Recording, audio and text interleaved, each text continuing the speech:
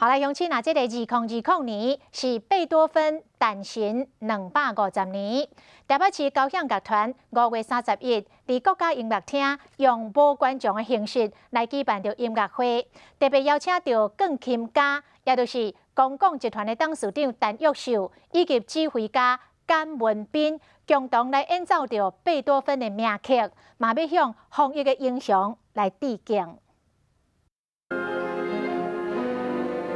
响亮的琴音，贝多芬的经典乐曲，第5号钢琴协奏曲《皇帝》。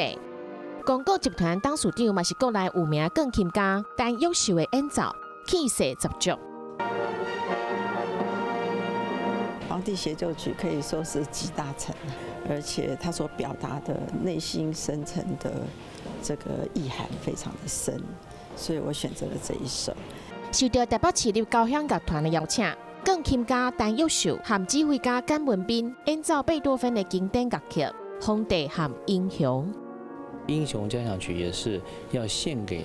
贝多芬心目当中的英雄。这个英雄其实就是他指的是能够为广大人民做事的这样子的无名的英雄。在大家共同的努力之下，我们也才有可能说在不久的之后就